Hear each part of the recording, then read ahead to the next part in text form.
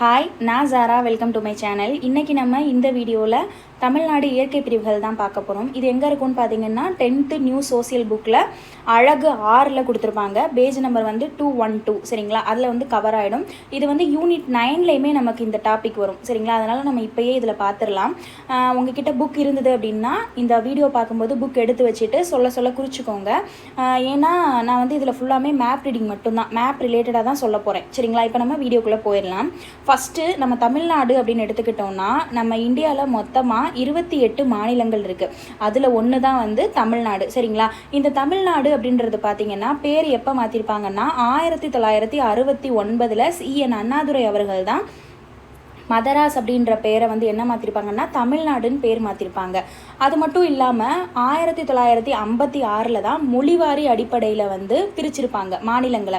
அதுக்கு முன்னாடி எப்படி இருந்திருக்கும் பார்த்தீங்கன்னா சென்னை மாகாணம்னு சொல்லிட்டு ஒன்றா இருந்திருக்கும்.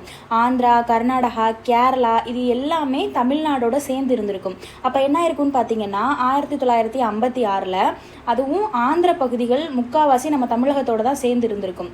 அப்போது பொட்டி ஸ்ரீராமலு அப்படின்றவர் என்ன பண்ணுவார்னா 65 நாள் உண்ணாவிரதம் இருப்பார். எதுக்காக? மொழிவாரி அடிப்படையில் எங்களை பிரித்து தனியாக கொடுங்க அப்படின்னு சொல்லிட்டு அவர் போராட்டம் பண்ணுவார். அப்படி போராட்டம் பண்ணி 65வது நாள் இறந்தே போயிடுவார். அப்போ என்ன ஆகும்னா ஆந்திர பகுதிகளை ஃபுல்லாக கலவரம் வெடிக்க ஆரம்பிச்சிடும். அப்போ யார் பிரதமராக இருந்திருப்பாங்கன்னு பார்த்தீங்கன்னா நேரு தான் பிரதமராக இருந்திருப்பார். ஸோ அவர் கலவரத்தை அடக்கணும் இல்லைங்களா. அதனால் என்ன பண்ணுவாங்கன்னா 1956 7வது சட்ட திருத்தம் சரிங்களா. இது நம்ம பால்ட்டியில் படிச்சிருப்போம். இதை நீங்கள் நல்லா தெரிஞ்சு வச்சுக்கணும். எத்தனாவது சட்ட திருத்தம், எத்தனாவது ஆண்டு அப்படின்றத யார் பிரதமராக இருந்தாங்கன்னு முதற்கொண்டு நீங்கள் தெரிஞ்சு வச்சுக்கணும் சரிங்களா. 1956 7வது சட்ட திருத்தத்தோட அடிப்படையில் என்ன பண்ணியிருப்பாங்கன்னா இந்த மாநிலங்களை மொழிவாரி அடிப்படையில் பிரிச்சிருப்பாங்க.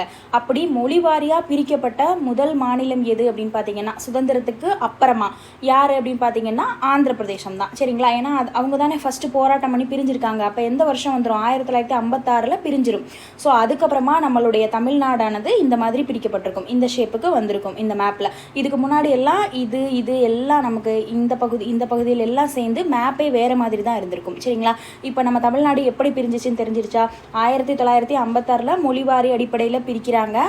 இது சுதந்திரத்துக்கு அப்புறமா. சுதந்திரத்துக்கு முன்னாடியே மாநிலத்தை பிரிச்சிருப்பாங்க. அது அப்படின்னு பார்த்தீங்கன்னா ஃபஸ்ட்டு ஒடிசா தான் பிரிச்சிருப்பாங்க சரிங்களா.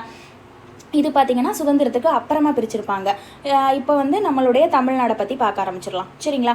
இப்போது இதனுடைய வட அச்சம் அதுக்கப்புறமா தீர்க்கங்கள் பற்றி பார்த்துடலாம் சரிங்களா. எல்லைகளை பொறுத்த வரைக்கும் இப்போது கீழே பார்த்திங்கன்னா இந்த பகுதியில் பார்த்திங்கன்னா 8 டிகிரி 4 வட அச்சம் சரிங்களா.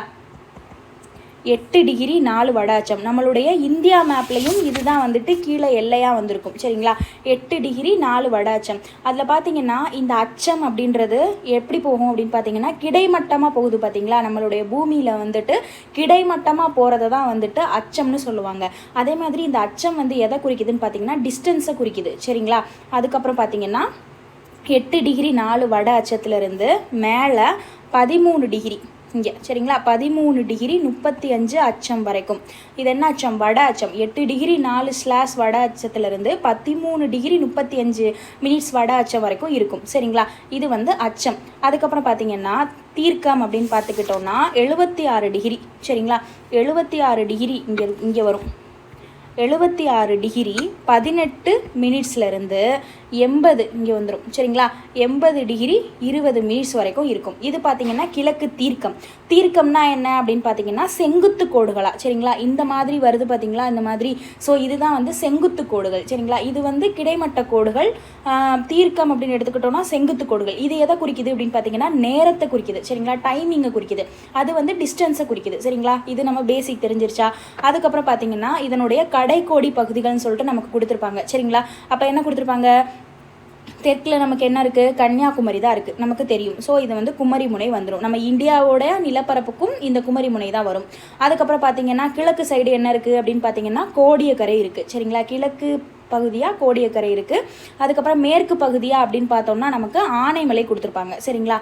அதுக்கப்புறம் பார்த்தீங்கன்னா மேலே வடக்கில் பார்த்தீங்கன்னா பழவேற்காடு ஏரி அப்படின்றது நமக்கு இங்கே வந்துடும். இங்கே கொடுத்துருக்காங்க பாருங்கள், நான் அதிலே குறித்து வச்சுருக்கேன். ஸோ இங்கே பழவேற்காடு ஏரி வந்துடும். ஆந்திர பகுதிக்கும் தமிழ்நாட்டு பகுதிக்கும் இடையில உள்ளது தான் பார்த்தீங்கன்னா இந்த பழவேற்காடு ஏரி சரிங்களா. அவ்வளோதான். அதே மாதிரி பார்த்தீங்கன்னா இந்த தமிழ்நாடு வந்து உருவாக்கப்பட்ட காலத்தில் இந்த மாதிரி பிரித்தாங்கன்னு சொன்னேன் பார்த்தீங்களா, 1956 அப்படி பிரிக்கும்போது எத்தனை மாவட்டங்கள் இருந்தது அப்படின்னு பார்த்தீங்கன்னா வெறும் 13 மாவட்டங்கள் தான் இருந்திருக்கும். சரிங்களா.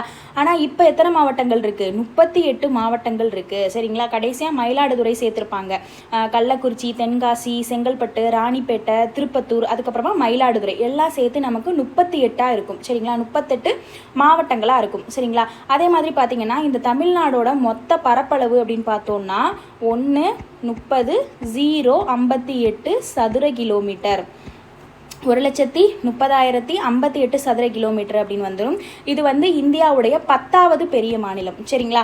நம்ம ஸ்கூல் புக்கில் 11 கொடுத்துருப்பாங்க. அது வந்து ஓல்டு டேட்டா. நம்ம ஜம்மு காஷ்மீரை வந்து யூனியன் டெரிட்டரியாக மாற்றிருப்பாங்க, யூனியன் பிரதேசமாக மாற்றிருப்பாங்க. ஸோ அதனால் என்ன ஆயிரும்னா நம்ம தமிழகம் வந்து 10வதாக வந்துடும். சரிங்களா. இது வந்து ரீசெண்டாக வந்து ஒரு ப்ரீவியஸ் இயர் கொஷின் தான். அதில் ஆன்சர் கூட அந்த 10ன்றது தான் நமக்கு கொடுத்துருக்காங்க. ஸோ அதனால் இதை நீங்கள் புக்கில் மாற்றிக்கோங்க. சரிங்களா. அவ்வளோதான். அதுக்கப்புறம் பார்த்தீங்கன்னா இது வந்து இந்தியாவில் 10வது பெரிய மாநிலம் பார்த்துட்டோம்னா, அதுக்கப்புறம் இந்தியாவோட பரப்பளவில், சரிங்களா, இந்தியாவோட பரப்பளவில் வெறும் 4% தான் பார்த்தீங்கன்னா நம்ம தமிழ்நாடு வந்து ஆக்குப்பை பண்ணியிருக்கு. சரிங்களா. அவ்வளோதான். இதை நம்ம அந்த போன வீடியோவில் என்ன பார்த்தோம்? இந்தியா வந்து உலகத்தில் உள்ள பரப்பளவில் எவ்வளோ ஆக்குப்பை பண்ணிருந்துச்சு? 2.4% ஆக்குப்பை பண்ணிருந்துச்சு. இந்தியாவுக்குள்ளே தமிழ்நாடு எவ்வளோ இருக்குன்னு பார்த்தோம்னா வெறும் 4% தான். சரிங்களா. அவ்வளோதான். இதை பார்த்துட்டோம். இப்போ இதனுடைய எல்லைகள் அப்படின்னு பார்த்துக்கிட்டோம்னா ஃபஸ்ட்டு நமக்கு என்ன இருக்குது? கிழக்கு சைடு நமக்கு என்ன இருக்கும்? இந்த பக்கம் வங்காள விரிகுடா அப்படின்றது வந்துடும். சரிங்களா. மேற்கு சைடு நமக்கு என்ன இருக்குது? கேரளா இருக்குது. கிழக்கு சைடு வங்காள விரிகுடா, மேற்கு சைடு கேரளா, வடக்கு சைடு என்ன வந்துடும்? நமக்கு மேலே ஆந்திர பிரதேசம் வந்துடும். சரிங்களா. அதுக்கப்புறம் வடக்கு மேற்கு அப்படின்னு வந்துட்டால் நமக்கு கர்நாடகா வந்துடும். ஸோ அதுக்கப்புறமா என்ன இருக்கும்? தெற்கில் என்ன இருக்குது? நமக்கு இந்திய பெருங்கடல் இருக்குது. சரிங்களா. இதெல்லாம் பார்த்திங்கன்னா தமிழ்நாட்டோட எல்லைகள். அதுக்கப்புறம் ஒன்று கொடுத்துருப்பாங்க, அதாவது மன்னார் வளைகுடாவும் அதுக்கப்புறம் பாக் நீர் சந்தியும். இங்கே இருக்குது பாருங்கள், மன்னார் வளைகுடாவும் இந்த பக்கம் இருக்கும் பாக் நீர் சந்தி அப்படின்றது. இந்த இருக்குது பாருங்கள் பாக் வளைகுடா. இது பார்த்திங்கன்னா இந்தியா, அதாவது தமிழகத்தையும் இலங்கையும் பிரிக்குது. சரிங்களா. அதே மாதிரி நம்ம அதுலேயும் பார்த்தோம் இல்லைங்களா, பாக் நீர் சந்தி அப்படின்றது இந்தியாவையும் இலங்கையும் பிரிக்கு அப்படின்னு சொல்லிட்டு. ஸோ இங்கே கொடுத்துருக்காங்க மன்னார் வளைகுடாவும் பாக் நீர் சந்தியும் வந்து என்ன பண்ணுது? தமிழகத்தையும் இலங்கையும் பிரிக்குது. ஸோ இது வரைக்கும் நம்ம டீட்டெயிலாக தெரிஞ்சுக்கிட்டாச்சு. அதுக்கப்புறம் என்ன கொடுத்துருக்காங்க? நம்ம தமிழ்நாட்டை வந்து மொத்தமாக எவ்வளோ? குஜராத் தான் வந்துட்டு நம்மளுடைய இந்தியாவில் வந்துட்டு நீளமான கடற்கரையை கொண்டிருக்கு. சரிங்களா. அதுக்கப்புறம் பார்த்தீங்கன்னா நம்மளுடைய தமிழ்நாடு 3வது பிளேஸில் இருக்கான். எவ்வளோ கிலோமீட்டர் அப்படின்னு பார்த்தீங்கன்னா 1076 கிலோமீட்டர். சரிங்களா. 1076 கிலோமீட்டர் வந்து நீளத்தோட இந்தியா வந்து 3வது நீளமான கடற்கரையை கொண்டிருக்கு அப்படின்றதையும் தெரிஞ்சுக்கோங்க. சரிங்களா. அவ்வளோதான். இப்போ இந்த டேட்டா ஃபுல்லாக பேசிக்கான டேட்டா ஃபுல்லாக பார்த்துட்டோம். அதே மாதிரி பார்த்தீங்கன்னா நான் சொன்ன மாதிரி தமிழகம் உருவான காலகட்டத்தில் வெறும் 13 மாவட்டங்கள் இருக்குன்னு சொன்னேன்னா, இப்போ பார்த்தீங்கன்னா நம்மளுடைய கடற்கரை மாவட்டங்கள் எத்தனைன்னு பார்த்தீங்கன்னா 13 தான். சரிங்களா. அதையும் தெரிஞ்சு வச்சுக்கோங்க. நம்மளுடைய கடற்கரை மாவட்டங்கள் 13ன்றதை எப்படி சொல்கிறேன் அப்படின்னு பார்த்தீங்கன்னா, இங்கே பாருங்கள், சென்னை வந்து 1ன்னு வந்துடும். சரிங்களா. அதுக்கப்புறம் பார்த்தீங்கன்னா நமக்கு செங்கல்பட்டு அப்படின்றது 2 அப்படின்னு வந்துடும். சாரி, இங்கே செங்கல்பட்டு வராது, காஞ்சிபுரம்னு வரும். ஆமாம், செங்கல்பட்டு வந்து 2 அப்படின்னு வந்துடும். ஓகே, காஞ்சிபுரம் இங்கே போயிடுச்சு. ஓகே, செங்கல்பட்டு 2 அப்படின்னு வந்துடும். அதுக்கப்புறம் அப்படின்னு பார்த்தீங்கன்னா விழுப்புரம் வந்து 3 அப்படின்னு வந்துடும். கடலூர் வந்து 4 அப்படின்னு வந்துடும். மயிலாடுதுறை வந்து 5. அதுக்கப்புறமா நாகப்பட்டினம் வந்து 6. திருவாரூர் வந்து 7. அதுக்கப்புறம் பார்த்தீங்கன்னா தஞ்சாவூர் வந்து 8. அதுக்கப்புறம் இங்கே என்ன இருக்குது? புதுக்கோட்டை வந்து 9. ராமநாதபுரம் வந்து 10. தூத்துக்குடி வந்து 11, திருநெல்வேலி வந்து 12, கன்னியாகுமரி வந்து 13. சொன்னேன் பார்த்தீங்களா, மொத்தமாக 13 மாவட்டங்கள் வந்து கடலோர மாவட்டங்களாக இருக்குது அப்படின்றதையும் தெரிஞ்சுக்கோங்க. அவ்வளோதான். இப்போ நம்ம இந்த வீடியோவில் என்ன பார்க்க போகிறோம் அப்படின்னு பார்த்தீங்கன்னா, இயற்கை அமைப்பை பொறுத்த வரைக்கும் இதையும் 5 பிரிவாக பிரிஞ்சிருப்பாங்க. ஸோ அதில் வந்து நம்ம மேற்கு தொடர்ச்சி மலையும் கிழக்கு தொடர்ச்சி மலையும் வேகமாக பார்த்து முடிச்சிடலாம். சரிங்களா. இப்போ நம்ம மேற்கு தொடர்ச்சி மலையும் கிழக்கு தொடர்ச்சி மலையும் பார்க்க போகிறோம். மேற்கு தொடர்ச்சி மலை அப்படின்னு பார்த்துக்கிட்டோம்னா நமக்கு இந்த சைடு ஃபுல்லாமே நமக்கு ஆக்குப்பை பண்ணிடும் இல்லைங்களா. ஸோ இந்த சைடு ஃபுல்லாக வரது தான் நம்ம மேற்கு தொடர்ச்சி மலைன்னு சொல்லுவோம். கிழக்கு தொடர்ச்சி மலை அப்படின்னு வரது ஃபுல்லாக எப்படி வந்துடும்? நமக்கு இந்த பக்கம் ஃபுல்லாக வந்துடும். கிழக்கு சைடு ஃபுல்லாக நமக்கு வந்துடும் கிழக்கு தொடர்ச்சி மலை. சரிங்களா. அதுவும் மேற்கு தொடர்ச்சி மலையும் கிழக்கு தொடர்ச்சி மலையும் சந்திக்கிற இடம் சொல்லிட்டு நம்ம ஒன்று பார்த்தோம் இல்லைங்களா போன வீடியோவில். எந்த இடம் பார்த்தோம்? நீலகிரியில் பார்த்தோம். ஸோ என்ன பண்ணுது? இப்படியே வந்து இங்கே வந்து சந்திக்குது. அதுவும் நீலகிரியில் ஸ்பெசிஃபிக்காக சத்தியமங்கலம் புலிகள் சரணாலயத்தில் வந்து சந்திக்கும். சரிங்களா. அதையும் நோட் பண்ணி வச்சுக்கோங்க. இப்போது மேற்கு தொடர்ச்சி மலை அப்படின்னு பார்த்தோம்னா என்ன பண்ணுது? நீலகிரியில் ஸ்டார்ட் ஆகுது. இருங்க, இதை நம்ம டெலீட் பண்ணிக்கலாம். ஸோ என்ன ஆகுது அப்படின்னு பார்த்தீங்கன்னா, ஃபஸ்ட்டு நமக்கு நீலகிரியில் ஸ்டார்ட் ஆகுது. சரிங்களா? நமக்கு நீலகிரியில் ஸ்டார்ட் ஆகி அப்படியே கீழே வர நமக்கு மருதமலையில் சுவாமித்தோப்பு அப்படின்ற பிளேஸில் வந்து முடியுதான். சரிங்களா? சுவாமித்தோப்புன்றதுன்னா உங்களுக்கு வந்து ஞாபகம் வரணும், ஐஎன்எம்மில் நம்ம படிப்போம் இல்லைங்களா, சுவாமி வைகுண்ட சாமிகள் அப்படின்னு சொல்லிட்டு அவர் வந்து சுவாமித்தோப்பில் தானே இருந்திருப்பார். ஸோ வந்து அவர் ஞாபகம் வந்துடணும். ஸோ சுவாமித்தோப்பில் வந்து கன்னியாகுமரி மாவட்டத்தில் வந்து முடியுதான். சரிங்களா? கன்னியாகுமரியில் மருதமலையில் வந்து இங்கே வந்து இப்படியே முடியுது, இங்கிட்ட வந்து நமக்கு முடியுது. சரிங்களா? அவ்வளோதான். இப்போ நம்ம அதையும் தெரிஞ்சுக்கிட்டாச்சு. அதே மாதிரி பார்த்திங்கன்னா, இந்த மலையோட உயரம் அப்படின்னு பார்த்திங்கன்னா 2000 இருந்து 3000 வரைக்கும் அப்படியே நீண்டு காணப்படுது. சரிங்களா?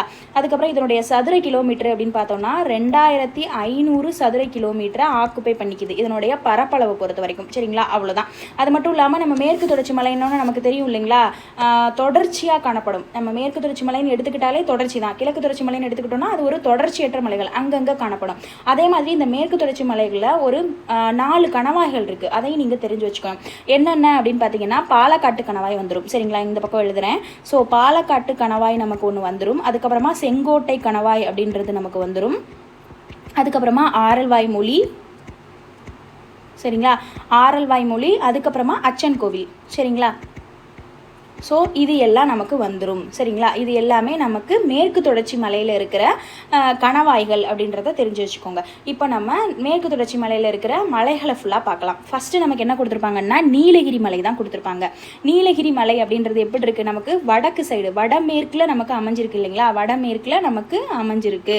அதை நம்ம தெரிஞ்சு வச்சுக்கணும். அதே மாதிரி பார்த்திங்கன்னா இங்கே வந்து 2000க்கும் மேற்பட்ட சிகரங்கள் ஃபுல்லாக உயரம் கொண்ட சிகரங்கள். எத்தனை சிகரம் இருக்கான்? 24 சிகரங்கள் இருக்கான். நம்ம போன வீடியோவில் பார்த்துருப்போம். இமயமலையை பார்க்கும்போது உலகத்தில் உள்ள 14 பெரிய சிகரங்களில் உயரமான சிகரங்களில் 9 சிகரங்கள் வந்து இமயமலையில் தான் இருக்குது அப்படின்றத பார்த்தோம். இங்கே நம்ம என்ன இம்பார்ட்டண்ட்டாக பார்க்குறோம் அப்படின்னு பார்த்தீங்கன்னா, நீலகிரியில் 2000 மீட்டருக்கு உயரமாக இருக்கிற சிகரங்கள் வந்து 24 வந்து இங்கே இருக்குது அப்படின்றத தெரிஞ்சு வச்சுக்கோங்க. அதுக்கப்புறம் பார்த்தீங்கன்னா இம்மலையோட உயரமான சிகரம் அப்படின்னு பார்த்தோம்னா தொட்டபெட்டா தான். சரிங்களா? அதையும் ஞாபகம் வச்சுக்கோங்க.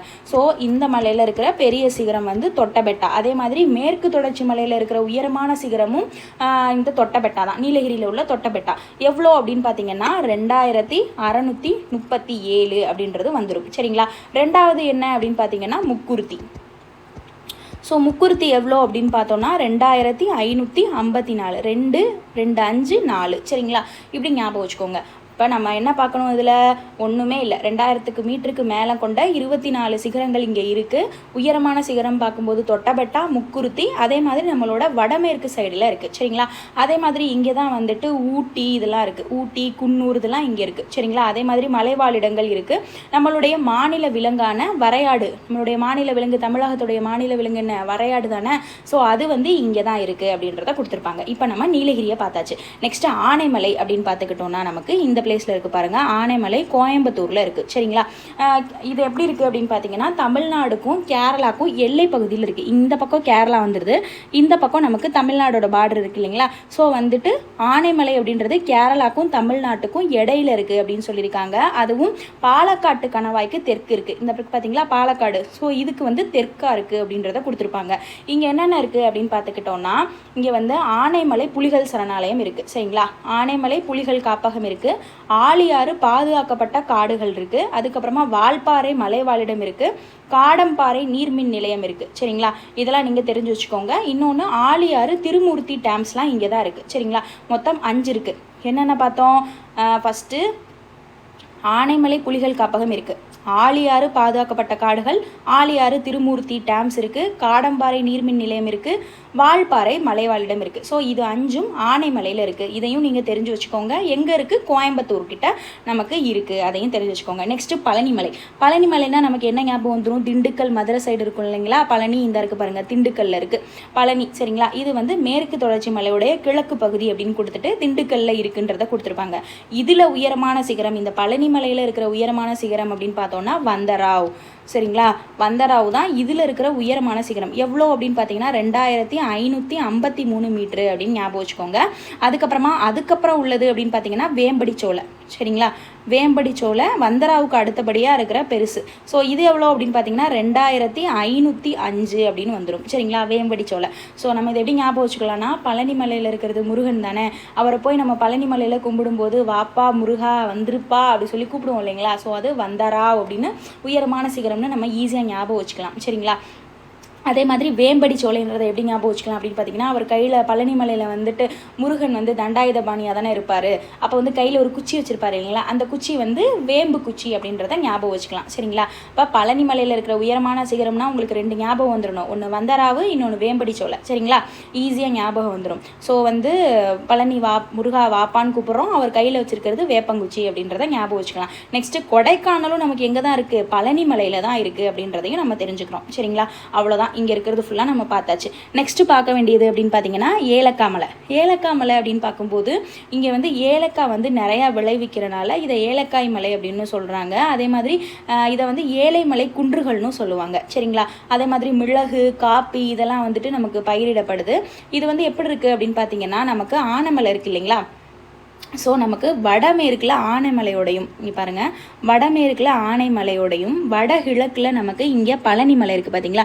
இந்த பழனி மலைக்கும் தென்கிழக்கில் ஆண்டிப்பட்டி வருசநாடு அப்படின்னா நமக்கு என்ன வந்துடும், தேனி வந்துடும். ஸோ இந்த சைடு ஃபுல்லாக நமக்கு இணையுது அப்படின்றத கொடுத்துருப்பாங்க. சரிங்களா. ஏழைமலை குன்றுகள் அப்படின்றது. அப்போ நமக்கு இந்த சைடு தான் நமக்கு இருக்குது. இந்த இடைப்பட்ட பகுதிக்குள்ளே தான் நமக்கு ஏழைமலை குன்றுகள் அப்படின்றது நமக்கு வந்துடும். சரிங்களா. அவ்வளோதான். அடுத்து பார்த்தீங்கன்னா வருசநாடு ஆண்டிப்பட்டி குன்றுகள் அப்படின்னு வந்துடும். சரிங்களா. வருசநாடு ஆண்டிப்பட்டி குன்றுகள்னா நமக்கு என்ன வந்துடும், தேனி சைடு வந்துடும் இல்லைங்களா. தேனி பார்த்தோம் அப்படின்னு பார்த்தீங்கன்னா இதில் என்னென்ன இருக்குது அப்படின்னு பார்த்தீங்கன்னா மேகமலை, கழுகுமலை, குரங்கணி மலை 3 இருக்குது. மேகமலை, கழுகுமலை, குரங்கணிமலை இது 3 எங்கே இருக்குது, தேனியில் வருசநாடு ஆண்டிப்பட்டி மலை குன்றுகள்கிட்ட வந்துடுது. இந்த இடத்துல வந்துடும். சரிங்களா. அதுக்கப்புறம் என்ன இருக்குது, நமக்கு சுருளி ஃபால்ஸ் இங்கே தான் இருக்குது, கும்பக்கரை ஃபால்ஸும் இங்கே தான் இருக்குது. சரிங்களா. கும்பக்கரை அருவியும் சுருளி அருவியும் நீர்வீழ்ச்சியும் நமக்கு இங்கே வந்துடுது அப்படின்றத ஞாபகம் வச்சுக்கோங்க. அதுக்கப்புறமா நமக்கு மலையணில் சரணாலயம் அப்படின்னு பார்க்கும்போது ஸ்ரீவில்லிபுத்தூர் ஞாபகம் வந்துடணும். சரிங்களா. மலையணில் சரணாலயம் ஸ்ரீவில்லிபுத்தூர் விருதுநகர் மாவட்டம். சரிங்களா. எங்கே இருக்குன்னு கேட்டாங்கன்னா ஸ்ரீவில்லிபுத்தூர் விருதுநகர் மாவட்டத்தில் மலையணில் சரணாலயம் இருக்குது. ஆனால் எந்த மலை குன்றுக்கு கீழே வருது அப்படின்னு பார்த்தீங்கன்னா நமக்கு எங்கே வந்துடுது, வருசநாடு ஆண்டிப்பட்டி மலை குன்றுக்கு கீழே வந்துடுது அப்படின்றத ஞாபகம் வச்சுக்கணும். அப்போ இதில் இருக்கிற பாயிண்ட்ஸ் என்னென்ன, மேகமலை ஃபஸ்ட்டு வருசநாடு ஆண்டிப்பட்டினா தேனின் ஞாபகம் வந்துடணும். நெக்ஸ்ட் இதில் என்னென்ன இருக்குது, மேகமலை, கழுகுமலை, குரங்கணிமலை, சுருளி, அதுக்கப்புறம் கும்பக்கரை நீர்வீழ்ச்சிகள் இங்கே தான் இருக்குது. அதுக்கப்புறமா ஸ்ரீவில்லிபுத்தூர் மலையணில் சரணாலயம் விருதுநகர் மாவட்டத்தில் உள்ளது நமக்கு இந்த குன்றுகளுக்கு கீழே வருது அப்படின்றதையும் தெரிஞ்சுக்கணும். அதே மாதிரி வைகை, அதுக்கப்புறம் அதனுடைய துணை ஆறுகள்லாம் எங்கேருந்து உருவாகுதான், இந்த வருசநாடு ஆண்டிப்பட்டி குன்றுகளுக்கு கீழே இருந்து நமக்கு உருவாகுது அப்படின்றதையும் கொடுத்துருப்பாங்க. அதுக்கப்புறம் பார்த்தீங்கன்னா பொதிகை மலை. பொதிகை மலை அப்படின்னு பார்த்துக்கும்போது பார்த்தீங்கன்னா திருநெல்வேலியில் இருக்கிறது தான் நமக்கு வந்து பொதிகை மலை. சரிங்களா. இங்கே வந்துடும் நமக்கு பொதிகை மலை. ஸோ அப்போ இங்கே என்னென்ன இருக்குது அப்படின்னு பார்த்தீங்கன்னா இதனோட பெரும்பகுதி வந்து திருநெல்வேலியை வந்து ஆக்குப்பை பண்ணியிருக்கு. ஆனால் இதனோட தென் சரிவு அப்படின்னு கொடுத்து நமக்கு கன்னியாகுமரியை ஆக்குப்பை பண்ணியிருக்குன்னு கொடுத்துருப்பாங்க. அதாவது மேக்சிமம் பகுதி வந்து திருநெல்வேலியை ஆக்குப்பை பண்ணிட்டு அதனுடைய தெற்கு பக்கம் கொஞ்சமாக சரிஞ்சு நமக்கு கன்னியாகுமரியை தொடுது அப்படின்னு சொல்லியிருப்பாங்க. அதுக்கப்புறம் இந்த பொதிகை மலைன்னு எடுத்துக்கிட்டோம்னா நமக்கு சிவஜோதி பர்வத். சரிங்களா. சிவஜோதி பர்வத், அதுக்கப்புறமா தெற்கு கைலாயம், அதுக்கப்புறமா அகத்தியர் மலை அப்படின்றத ஞாபகம் வச்சுக்கணும். இதெல்லாம் இதனுடைய வேறு பெயர்கள். எதனுடைய வேறு பெயர்கள், பொதிகை மலையுடைய வேறு பெயர்கள். பொதிகை மலை அப்படின்னு தான் உங்களுக்கு என்ன ஞாபகம் வந்துடும்னா சிவன், அந்த மாதிரி நீங்கள் ஞாபகம் வச்சுக்கோங்க. சரிங்களா. பொதிகை மலை அப்படின்றத அப்போ வந்து சிவஜோதி பர்வத்ன்றது ஈஸியாக ஞாபகம் வந்துடும். அது வந்து சிவன் ஞாபகம் வச்சுக்கிட்டா சிவன் எங்கே இருப்பார், கைலாயத்தில் இருப்பார். ஸோ நமக்கு தெற்கு கைலாயம் அப்படின்றது ஞாபகம் வந்துடும். அகத்தியர் மலைனா என்ன, சிவன் படத்தில் நம்ம பார்க்கும்போதெல்லாம் அகத்தியர் வந்துருவார் இல்லைங்களா. ஸோ அப்போ அகத்தியர் மலை அப்படின்றதும் நமக்கு ஞாபகம் வந்துடும். சரிங்களா. இது 3மே நமக்கு பொதிகை மலை தான் அப்படி அழைக்கப்படுது. சரிங்களா. அதே மாதிரி இந்த மேற்கு தொடர்ச்சி மலையில் வந்து இது வந்து இந்த மலை வந்துட்டு நிறையா உயிரின பன்மை அமைந்ததாக இருக்குதுன்னு சொல்லியிருப்பாங்க. அதாவது உயிரினங்கள் நிறையா வாழுது, அதே மாதிரி பசுமை மாறா காடுகள் நிறையா இருக்குது, நல்லா பசுமையாக இருக்கான் அந்த பிளேஸே. சரிங்களா, அதை வந்து நமக்கு கொடுத்துருப்பாங்க. அதுக்கப்புறமா களக்காடு முண்டந்துறை சரணாலயம் வந்து புலிகள் காப்பகம் இருக்குது இல்லைங்களா, அது வந்து நமக்கு திருநெல்வேலியில் தான் இருக்குது. இதுவும் நமக்கு தெரியும். ஸோ அப்போ திருநெல்வேலின்னு வந்துட்டாலே பொதிகை மலைன்னு ஞாபகம் வந்துடணும். சிவஜோதி பர்வத்து, தெற்கு கைலாயம், அகத்தியர் மலையெல்லாம் இதனோட வேறு பெயர்கள். களக்காடு முண்டந்துறை புலிகள் சரணாலயம் வந்து திருநெல்வேலியில் நமக்கு பொதிகை மலைக்கு கீழே வந்துடும் அப்படின்றதையும் தெரிஞ்சுக்கோங்க. அதுக்கப்புறம் இது ஒரு பசுமையான இடமா நமக்கு காட்சியளிக்குது அப்படின்னு சொல்லியிருப்பாங்க. அவ்வளோதான். அடுத்து பார்த்தீங்கன்னா மகேந்திரகிரி குன்றுகள் அப்படின்னு பார்க்குறோம். மகேந்திரகிரி குன்றுகளும் எப்படின்னா நமக்கு இந்த கன்னியாகுமரி திருநெல்வேலி சைடு வரும். சரிங்களா, இந்த கன்னியாகுமரி திருநெல்வேலி சைடு ஆக்குப்பை பண்ணுறது தான் பார்த்தீங்கன்னா மகேந்திரகிரி குன்றுகள். இந்த மகேந்திரகிரி குன்றுகளை பொறுத்த வரைக்கும் நமக்கு அவ்வளோவா எதுவும் இருக்காது டேட்டாஸு. இதில் வந்து ஒரே ஒரு பிளேஸ் இருக்குது, அதை புக்கில் கொடுத்துருக்க மாட்டாங்க, நீங்கள் எழுதி வச்சுக்கோங்க. இஸ்ரோவோட ஒரு பகுதியான, அதாவது இஸ்ரோவோட சோதனை செயற்கைக்கோள் ஏவுதளம். சரிங்களா, சோதனை செயற்கைக்கோள் ஏவுதளம் எங்கே இருக்குன்னு பார்த்தீங்கன்னா நமக்கு இந்த மகேந்திரகிரி மலைக்குன்றுகள் கிட்ட அமைஞ்சிருக்கு. சரிங்களா, அதை மட்டும் ஒன்று ஞாபகம் வச்சுக்கோங்க. இப்போ நம்ம மேற்கு தொடர்ச்சி மலையில் இருக்கிற எல்லா மலைகளுமே நம்ம பார்த்து முடிச்சாச்சு. சரிங்களா, இப்போ அதை என்ன கொடுத்துருப்பாங்கன்னா ஒரு குட்டி பாக்ஸில் வந்து நமக்கு கொடுத்துருப்பாங்க. என்ன கொடுத்துருப்பாங்க அப்படின்னு பார்த்தீங்கன்னா அதில் இருக்கிற உயரங்களோட அடிப்படையில் வந்து நமக்கு வந்து வரிசைப்படுத்தி கொடுத்துருப்பாங்க. எப்படி கொடுத்துருப்பாங்கன்னு பார்த்தீங்கன்னா ஃபஸ்ட்டு தொட்டப்பெட்டா கொடுத்துருப்பாங்க. ஸோ தொட்டப்பெட்டா, அதுக்கப்புறமா முக்குருத்தி கொடுத்துருப்பாங்க, அதுக்கப்புறமா வேம்படி சோலை, அதுக்கப்புறமா பெருமாள் மலை, அதுக்கப்புறமா கோட்டை மலை, அப்புறம் பஹாஷுரா அப்படின்றத நமக்கு கொடுத்துருப்பாங்க. சரிங்களா, இது வந்து எப்படின்னா உயரம், இது வந்து அதிகமானது. இதையும் நீங்கள் எழுதி வச்சுக்கோங்க உங்ககிட்ட புக் இல்லைன்னா. 2637 முக்குருத்தி அப்படின்னு பார்க்கும்போது 2554, வேம்படி சோலை அப்படின்னு பார்த்தோம்னா 2505, பெருமாள் மலை அப்படின்னு பார்த்தோம்னா 2234, கோட்டை மலை அப்படின்னு பார்த்தோம்னா 2019, பஹாசுரா அப்படின்னு பார்த்தோம்னா 1918 அப்படின்னு வந்துடும். சரிங்களா, ஸோ இந்த மாதிரி வந்துடுது இல்லைங்களா. ஸோ இது வந்து உயரத்தோட அடிப்படையில். இதையே நம்ம பார்க்கணும்னு பார்த்தீங்கன்னா நமக்கு கொஷினில் வந்து இந்த உயரத்தோட அடிப்படையில் நமக்கு வரிசைப்படுத்துக அப்படின்னு சொல்லிட்டு நமக்கு கேட்பாங்க. அப்போ நம்ம குழம்பிடக்கூடாது. அப்போ அதுக்கு ஒரு ஷார்ட்கட் வச்சு நம்ம படிச்சுக்கலாமா? எப்படி வச்சுக்கலாம்? தொட்டப்பெட்டா. சரிங்களா, ஞாபகம் வச்சுக்கோங்க. இந்த தொட்டப்பெட்டாவை மட்டும் ஞாபகம் வச்சுக்கோங்க. இது மட்டும் மறந்துடாதீங்க. ஏன்னா மேற்கு தொடர்ச்சி மலையிலே உயரமானது என்ன? இந்த தொட்டப்பெட்டா தானே. ஸோ ஈஸியாக ஞாபகம் வந்துடும்ல. ஸோ தொட்டப்பெட்டாவை ஞாபகம் வச்சுக்கோங்க. தொட்டப்பெட்டால மூக்கு குத்த போகிறாங்க. சரிங்களா, தொட்டப்பெட்டால மூக்கு குத்த போகிறாங்க. எதனால் மூக்கு குத்த போகிறாங்க அப்படின்னு பார்த்தீங்கன்னா வேப்பங்குச்சினால் மூக்கு குத்த போகிறாங்க. அப்போது அங்கே வேப்பங்குச்சியால் மூக்கு குத்த போகிறாங்க. எங்கே குத்த போகிறாங்க? தொட்டப்பெட்டால இருக்கிற ஒரு பெருமாள் கோயிலில் மூக்கு குத்த போகிறாங்க. அந்த கோயிலை சுற்றி கோட்டைகளாக அமைஞ்சிருக்கு. அதுவும் பார்க்க பக்காவாக இருக்குது அப்படின்றத ஞாபகம் வச்சுக்கோங்க. பக்காவாக சூப்பராக இருக்குது அப்படின்னு. அப்போ தொட்டப்பெட்டால மூக்கு குத்த போகிறோம். எதனால்? வேப்பங்குச்சியால். எந்த கோயிலில்? பெருமாள் கோயிலில். அந்த கோயிலுக்கு போனோன்னு பார்த்தா அதை சுற்றி கோட்டையாக இருக்குது. அந்த கோட்டையெல்லாம் பக்காவாக இருக்குது அப்படின்றத ஞாபகம் வச்சுக்கோங்க. ஸோ இந்த ஆர்டர் நமக்கு ஈஸியாக ஞாபகம் வந்துடும். நம்ம நெக்ஸ்ட்டு கிழக்கு தொடர்ச்சி மலை அப்படின்றத நம்ம பார்க்கலாம். கிழக்கு தொடர்ச்சி மலை அப்படின்றது நம்ம ஆல்ரெடி பார்த்துட்டோம். ஒரு தொடர்ச்சியற்ற குன்றுகளாக தான் இருக்கும் அப்படின்னு சொல்லிட்டு பார்த்துட்டோம். இந்த மலையோட உயரம் அப்படின்னு பார்க்கும்போது நமக்கு 1100 1600 மீட்டர் வரைக்கும் நமக்கு காணப்படும். நீங்கள் ஃபஸ்ட்டு இந்த மீட்டர்லாம் படிக்க நமக்கு அவசியம் கிடையாது. சரிங்களா, ஃபஸ்ட்டு அந்த மலை எங்கே இருக்குது, அதில் என்ன ஸ்பெஷல், அதை மட்டும் நம்ம தெரிஞ்சு வச்சுக்கிட்டா போதும். சரிங்களா, எந்த மாவட்டங்களில் அமைஞ்சிருக்கு அப்படின்றத தெரிஞ்சு வச்சுக்கணும். எதனுடைய உயரம் வந்து அதிகமாக இருக்குது கம்மியாக இருக்குது அப்படின்றத தெரிஞ்சு வச்சுக்கணும். அதுக்கப்புறம் நமக்கு இந்த மாதிரி நம்பர்ஸ் படிச்சுக்கிட்டா அதுக்கப்புறம் போதும். சரிங்களா, இப்போ நம்ம இதில் இருக்கிற மலைகளை ஃபுல்லாக பார்த்துடலாம். சரிங்களா, இப்போ ஃபஸ்ட்டு நமக்கு ஜவ்வாது மலை அப்படின்னு வந்துடுது. ஜவ்வாது மலை அப்படின்றது நமக்கு என்ன கொடுத்துருப்பாங்கன்னா இந்த பக்கம் கொடுத்துருப்பாங்க. அதாவது திருவண்ணாமலைக்கும் வேலூர்லையும் பரவி இருக்குது. சரிங்களா, திருவண்ணாமலை அதுக்கப்புறமா வேலூர் ரெண்டுலையும் நமக்கு பரவி இருக்கிறது தான் பார்த்தீங்கன்னா ஜவ்வாது மலை அப்படின்னு வந்துடும். சரிங்களா, அதுவும் பார்த்தீங்கன்னா இந்த மலை வந்து 2 மாவட்டத்தையும் பிரிக்குதான். வேலூர்லையும் இருக்குது, திருவண்ணாமலையிலையும் இருக்குது. ஆனால் இதை வந்து இப்படி பிரிக்குது அப்படின்றத கொடுத்துருப்பாங்க. சரிங்களா, அதுக்கப்புறம் பார்த்தீங்கன்னா இதில் வந்து மொத்தமாக 1100 1150 வரைக்கும் மீட்டர் உயரம் கொண்ட வெவ்வேறு சிகரங்கள் வந்து இந்த மலையில் அமைஞ்சிருக்குன்னு கொடுத்துருப்பாங்க. அதே மாதிரி இந்த மலையுடைய உயரமான சிகரம் அப்படின்னு பார்த்தோம்னா நமக்கு மேல்பட்டு அப்படின்றத கொடுத்துருப்பாங்க. சரிங்களா, அதுக்கப்புறம் பார்த்தீங்கன்னா இந்த ஜவ்வாது மலையில் வந்து நிறைய கிரானைட் பாறைகள் வந்து இங்கே இருக்குது. அதுவும் நீல நிற சாம்பல் கிரானைட் பாறைகள் எங்கே இருக்குது அப்படின்னு பார்த்தீங்கன்னா இந்த ஜவ்வாது மலையில் தான் இருக்குது. அதே மாதிரி இது வந்து நிறையா பழமரங்கள், மூலிகைகள், சந்தன மரங்கள் இதெல்லாம் இங்கே இருக்குது. சந்தன மரங்கள்லாம் இப்போ வந்து வெட்டிட்டாங்களாம் சரிங்களா. அதனால் அங்கே சந்தன மரங்கள்லாம் இல்லை அப்படின்றத கொடுத்துருப்பாங்க சரிங்களா. ஆனால் சந்தன மரத்துக்குலாம் இது பெயர் போனது தான். ஸோ இதை வந்து ஈஸியாக ஞாபகம் வச்சுக்கலாம். ஒன்றுமே இல்லை, ஜவ்வாது மலை அப்படின்னு எடுத்துக்கிட்டோம்னா திருவண்ணாமலை வேலூரில் பரவி இருக்குது. அந்த 2 மாவட்டத்தையும் வந்து இது வந்து பிரிக்குது. அதுக்கப்புறம் இதில் உயரமான சிகரம் மேல்பட்டு, இங்கே தான் நீல நிற சாம்பல் கிரானைட் பாறைகள் இருக்குது. சந்தன மரம்ன்றது இங்கே தான் இருக்குது. இதை ஈஸியாக ஞாபகம் வச்சுக்கலாம். நம்ம ஜவ்வாது அப்படின்னு எடுத்துக்கிட்டோம்னா பட்டு மேலெல்லாம் பூசிக்கிட்டு போனால் நல்லா இருக்கும் இல்லைங்களா. ஸோ அப்படி ஞாபகம் வச்சுக்கலாம். ஜவ்வாதை வந்து பட்டு மேலே பூசிக்கிறோம் அப்படின்னு ஞாபகம் வச்சுக்கலாம். அந்த ஜவ்வாது எப்படி இருக்குன்னா நீல நிறமாக இருக்குது அப்படின்றத ஞாபகம் வச்சுக்கலாம். நீல நிறன்றத நீல நிற சாம்பல் கிரானைட் பாறைகள் இருக்குது. அப்புறம் ஜவ்வாது அப்படின்றது நமக்கு நல்லா மணக்கும் இல்லைங்களா, சந்தனத்தில் தான் போடுவாங்க இல்லைங்களா. ஸோ அப்போ சந்தன மரங்களும் இங்கே அதிகமாக இருக்குது அப்படின்றத நீங்கள் ஷார்ட்கட்டாக ஞாபகம் வச்சுக்கலாம். அதுக்கப்புறம் பார்த்தீங்கன்னா இங்கே வந்து நமக்கு காவலூர் வானவியல் தொலைநோக்கு மையம் அப்படின்றது இந்த ஜவ்வாது மலையில் அமைஞ்சிருக்கும். இதை வந்து நமக்கு புக்கில் கொடுத்துருக்க மாட்டாங்க, நீங்கள் இதை தெரிஞ்சு வச்சுக்கோங்க. அதுவும் எப்போ ஆரம்பிக்கப்பட்டதுன்னு பார்த்தீங்கன்னா 1967 வந்து ஆரம்பிச்சிருப்பாங்க சரிங்களா. இது காவலூர் வானவியல் தொலைநோக்கு மையம் சரிங்களா. இதை நீங்கள் தெரிஞ்சு வச்சுக்கோங்க.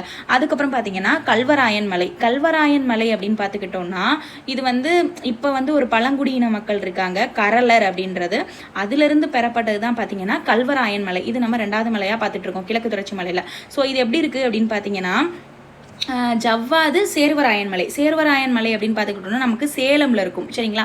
அப்போ இந்த சேர்வராயன் மலையும் ஜவ்வாது மலையோடையும் இணைஞ்சு, எங்கே இருக்குது ஜவ்வாது மலை, இங்கே இருக்குது. ஸோ ஜவ்வாது மலையோடையும் சேர்வராயன் மலையோடையும் இணைஞ்சு காவிரி மற்றும் பாலாறு ஆகியவற்றிற்கு ஆற்று வடிநில பகுதியை பிரிக்குது அப்படின்னு சொல்லி கொடுத்துருப்பாங்க சரிங்களா.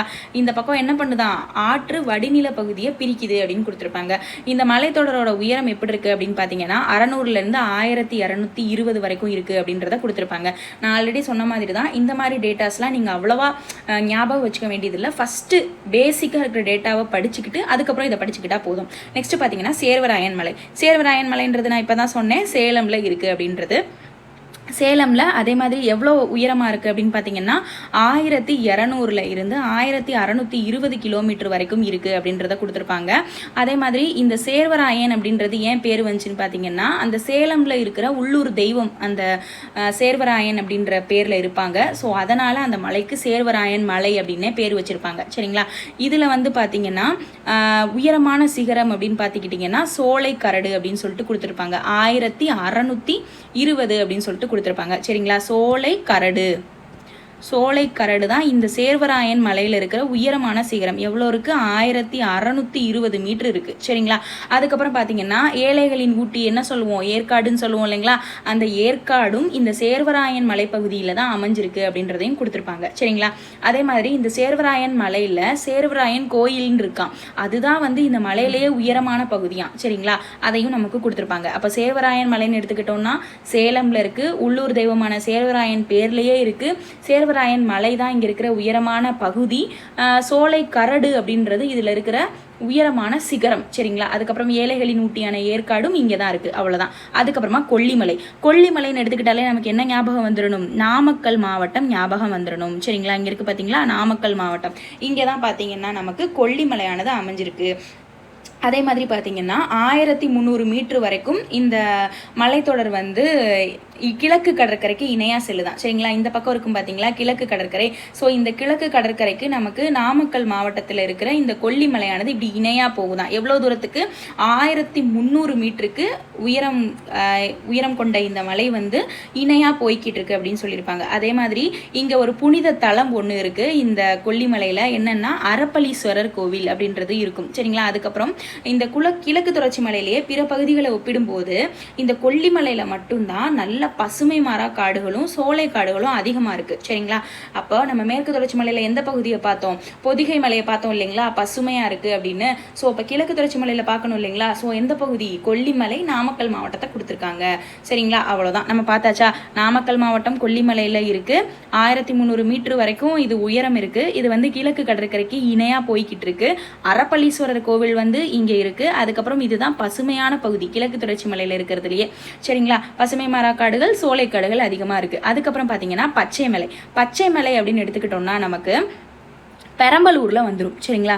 பச்சை மலை அப்படின்றது நமக்கு எங்கே வந்துடுது, பெரம்பலூர் வந்துடுது. அதாவது திருச்சி சரிங்களா. திருச்சி அதுக்கப்புறமா சேலம், அதுக்கப்புறமா பெரம்பலூர், இந்த 3 பகுதியிலையும் ஆக்குப்பை பண்ணியிருக்கிறது தான் பார்த்தீங்கன்னா பச்சை மலை அப்படின்னு வந்துடும். சரிங்களா?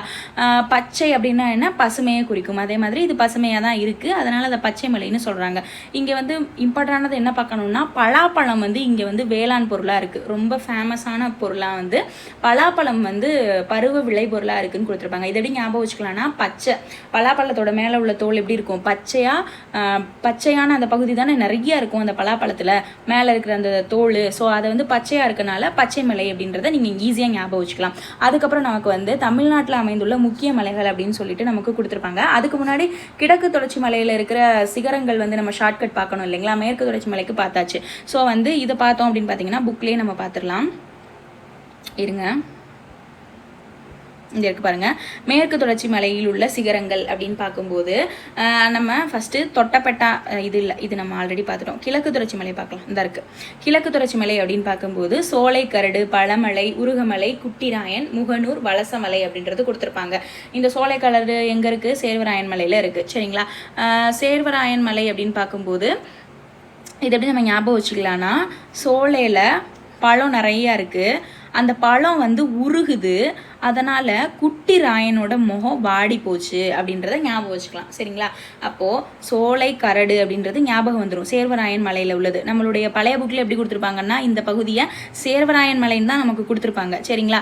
ஸோ அப்போ சோலை பகுதியில் பழங்கள் நிறையா இருக்குது, அந்த பழங்கள் எல்லாம் உருகிடுது, அதனால் குட்டி ராயன், இப்போ தான் ராயன் மூவி பார்த்தேன், ஸோ அதனால் இந்த ஷார்ட்கட் கரெக்டாக இருக்கும். ஸோ குட்டி ராயன் அப்படின்ற வந்துட்டு முகம் வந்து என்ன ஆகுது, அந்த சாப்பிட முடியாதுல்ல, உருகுதில்ல அந்த பழம், அப்போ சாப்பிட முடியாதுல்ல, அதனால வலசமாகுது, அதாவது வாடி போகுது அப்படின்றத நீங்கள் ஞாபகம் வச்சுக்கலாம். அதுவும் இன்னொன்று ஈஸியாக ஞாபகம் வச்சுக்கலாம். இதில் பார்த்தீங்கன்னா 16ன்னு ஃபஸ்ட்டு வரும், 15, 14, 13, 12, 11 மட்டும் வராது, 10 அப்படின்றது நமக்கு வந்துடும். சரிங்களா? ஈஸியாக ஞாபகம் வச்சுக்கலாம். அவ்வளோதான் இதில் நம்ம பார்த்தது. அதுக்கப்புறம் பார்த்தீங்கன்னா தமிழ்நாட்டில் உள்ள முக்கிய மலைகள் அப்படின்னு சொல்லிட்டு நமக்கு ஒன்று கொடுத்துருப்பாங்க, அதையும் நம்ம பார்த்து வச்சுக்கலாம். இப்போ பார்த்தீங்கன்னா கோயம்புத்தூரில் நம்ம என்ன பார்த்தோம், மருதமலை, வெள்ளையங்கிரி மலை, ஆனமலை அப்படின்னு ஞாபகம் வச்சுக்கலாம். கோயம்புத்தூர் அப்படின்னு எடுத்துக்கிட்டோம்னா மருதமலைன்னா என்ன வந்துடும், முருகர் வந்துடும். வெள்ளையங்கிரி அப்படின்னா நமக்கு என்ன வந்துடும், சிவபெருமான் வந்துருவார். ஆனைமலை அப்படின்னு பார்த்தோம்னா நமக்கு ஏதாவது அம்மன் ஞாபகம் வச்சுக்கலாம், ஆனைமலை வர்ற மாதிரி. ஸோ பார்த்தீங்கன்னா அம்மன், சிவபெருமான், அதுக்கப்புறம் முருகர் எல்லாம் சேர்ந்து எப்படி இருக்காங்க, கோயம்புத்தூரில் இருக்காங்க அப்படின்னு ஞாபகம் வச்சுக்கலாம். கடவுள் அப்படின்னு பேர் ஏதாவது வந்துட்டாலே நம்ம கோயம்புத்தூர் அடிச்சிடலாம். அதுக்கப்புறம் தர்மபுரி அப்படின்னு பார்த்துக்கிட்டோம்னா தீர்த்தமலை, சித்தேரி, வத்தல் மலை அப்படின்றத ஞாபகம் வச்சுக்கலாம். சரிங்களா? எப்படின்னா தர்மபுரி, ஸோ இது வந்து இப்படி வந்தாலே இத்துன்னு வந்துடும், ஞாபகம் வச்சுக்கலாம். சரிங்களா? தீர்த்த, சித்தேரி, வத்தல் அந்த மாதிரி ஞாபகம் வச்சுக்கலாம். இன்னொன்று எப்படின்னா தர்மம் பண்ணோம்னா நமக்கே நம்ம வந்து தர்மம் பண்ணிக்கிட்டே இருந்தோம்னா ஒரு ஸ்டேஜில் வந்து தீந்து போயிடும் இல்லைங்களா? ஸோ அப்படின்னு ஞாபகம் வச்சுக்கலாம். இட்ஸ் ஜஸ்ட் ஃபார் ஷார்ட்கட் தான். சரிங்களா? தர்மபுரி அப்படின்னு பார்த்தோம்னா தீந்து போயிடும் தர்மம் பண்ணிக்கிட்டே இருந்தோம்னா. ஸோ தீர்த்தமலை, அதுக்கப்புறம் அதுவே தீந்து போச்சுன்னா நம்மளுக்கே சாப்பாடுக்கு வழி இல்லாமல் நம்மளே வத்தலாகிடுவோம் அப்படின்றத ஞாபகம் வச்சுக்கலாம். சித்தேரிக்கு என்ன சொல்லலாம்னு எனக்கு தெரியல, ஸோ ஓகே அதை விட்டுடலாம், நம்ம ஞாபகம் வச்சுக்கலாம். சரிங்களா? உங்களுக்கு இது இல்லைன்னா அந்த ஷார்ட்கட் ஞாபகம் வச்சுக்கலாம். ஜஸ்ட் இதில் இத்த இந்த மாதிரி வரும்னு ஞாபகம் வச்சுக்கலாம். திண்டுக்கல் அப்படின்னா பழனிமலை, இது நமக்கு தெரியும். சரிங்களா? ஈரோடு அப்படின்னு பார்த்துக்கிட்டோம்னா சென்னிமலை மற்றும் சிவன்மலை. இது எப்படி ஞாபகம் வச்சுக்கலாம்னா, நம்ம வந்து ஐஎன்எம்ல வந்து படிச்சிருப்போம், அதாவது தீரன் சின்னமலை படிச்சிருப்போம் இல்லைங்களா? வெள்ளையர்களை எதிர்த்து, அதாவது ஆங்கிலேயருக்கு எதிராக போராடினவங்க, தமிழகத்தை சேர்ந்தவங்க, அந்த மாதிரி நம்ம வந்து பாளையக்காரர்களில் படிச்சிருப்போம். அது ஆமாம். ஸோ அந்த பாளையக்காரரில் வந்துட்டு தீரன் சின்னமலையை படிக்கும்போது அவர் வந்து வரி பணத்தை வாங்கிட்டு போகும்போது ஆங்கிலேயர்கள் வந்து அந்த வரி பணத்தை வந்து இவர் பிடுங்கிட்டு போகும்போது எதுக்கு நான் உனக்கு கொடுக்கணுன்ற மாதிரி பறிங்கிட்டு போவார். அப்போ வந்து அவர் வந்து யார் நீ அப்படின்னு சொல்லிட்டு கேட்பாங்க. அப்போ வந்து அவர் வந்து சொல்லுவார், நான் வந்து சென்னிமலைக்கும் சிவன்மலைக்கும் இடையில இருக்கிற சின்ன மலைடா அப்படின்னு சொல்லிட்டு சொல்லுவார். இந்த டயலாக் சரிங்களா? நீங்கள் படிச்சிருந்தீங்கன்னா உங்களுக்கு தெரிஞ்சிருக்கும். சரிங்களா? அப்போ வந்து எந்த பகுதியில் நின்று சொல்லியிருப்பாருன்னு பார்த்தீங்கன்னா ஈரோடில் நின்று தான் இந்த டயலாக்கை சொல்லியிருப்பாரு. சரிங்களா? அந்த பகுதியிலேருந்து தான் சொல்லியிருப்பாரு. நீங்கள் அப்படி ஞாபகம் வச்சுக்கலாம். இல்லைன்னா பார்த்தீங்கன்னா சென்னிமலைக்கும் செவன்மலைக்கும் நடுவில் இருக்கிற சின்ன மலைடா அப்படின்றத அவர் ரோட்டில் நின்று சொன்னாருன்னு ஞாபகம் வச்சுக்கலாம். சரிங்களா? இப்படி ஞாபகம் வச்சுக்கலாம், ஈஸியாக இருக்கும். திருப்பத்தூர் அப்படின்னு பார்த்தீங்கன்னா ஏலகிரி மலை அப்படின்றத ஞாபகம் வச்சுக்கோங்க.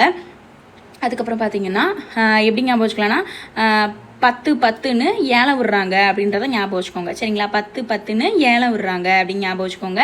தென்காசி அப்படின்றது பொதிகை மலை அப்படின்னு வந்துடும். தென்காசி அப்படின்னாலும் சரி, திருநெல்வேலி அப்படின்னாலும் சரி, நமக்கு பொதிகை மலை அப்படின்றது நமக்கு வந்துடும். சரிங்களா? இது நமக்கு ஈஸி தானே, நமக்கு தெரிஞ்சது தானே. இப்போ தானே பார்த்தோம் திருநெல்வேலி தான் பசுமையானது அதுன்னு பார்த்தோம் இல்லைங்களா? ஸோ அப்போ ஈஸியாக ஞாபகம் வச்சுக்கலாம். அதுக்கப்புறம் வேலூர் பார்த்தீங்கன்னா ஜவ்வாது மற்றும் ரத்தினமலை அப்படின்னு வந்துடும். ரத்தின மாலை அப்படின்னு வந்துடும். எப்படி ஞாபகம் வச்சுக்கலாம்? வேலூர் வேலுன்னு ஞாபகம் வச்சுக்கலாம். வேலுக்கு வந்து பூஜை பண்ணுறதுக்காக ஜவ்வாதெல்லாம் தடவுறாங்க அதில். சரிங்களா? ஸோ ஜவ்வாது தடவுறாங்க. அதில் வந்து இப்போ வேல் இருக்குன்னா நடுவில் வந்து ரத்தினம் வைப்பாங்க இல்லைங்களா? அப்போ தானே அந்த வேல் வந்து அழகாக இருக்கும். ஸோ அதனால் அதில் ரத்தினம் வச்சுருக்காங்கன்னு ஞாபகம் வச்சுக்கலாம். வேலூர்னா ஜவ்வாது மலை, அப்புறமா ரத்தினமலை அப்படின்னு ஞாபகம் வச்சுக்கலாம். நாமக்கல் அப்படின்றது கொல்லிமலை அப்படின்னு ஞாபகம் வச்சுக்கலாம். இது எப்படி ஞாபகம் வச்சுக்கலாம்னா ஈஸி தான், ஜஸ்ட் ஃபார் ஷார்ட்கட்டு. இருந்தாலும் நான் சொல்கிறேன், நாமக்கல் இருக்கிற ஸ்கூலில் ஃபுல்லாக போனோம் அப்படின்னு பார்த்தீங்கன்னா படிக்க சொல்லியே கொள்ளுவாங்க அப்படின்றத ஞாபகம் வச்சுக்கலாம். ஏன்னா எனக்குமே நான் வந்து 12th படிக்கும்போது எனக்குமே இந்த நாமக்கல்லில் ஒரு ஸ்கூல் இருக்கும். ஸ்கூல் பேர் நான் சொல்லலை, பட் அந்த ஸ்கூலில் எனக்கு படிக்கணும்னு ஆசை. அங்கே நல்லா கோச்சிங் இருக்கும் அப்படின்றதுனால. ஆனால் அப்புறம் தான் லேட்டராக தெரிஞ்சுது. அங்கே போனதுக்கப்புறம் ஒரு பையன் சொன்னான், அந்த மாதிரி அங்கே வந்து படிக்க சொல்லியே கொள்ளுவாங்க அப்படின்னு. ஸோ அதனால் இந்த ஷார்ட்கட் ஞாபகம் வச்சுக்கலாம்.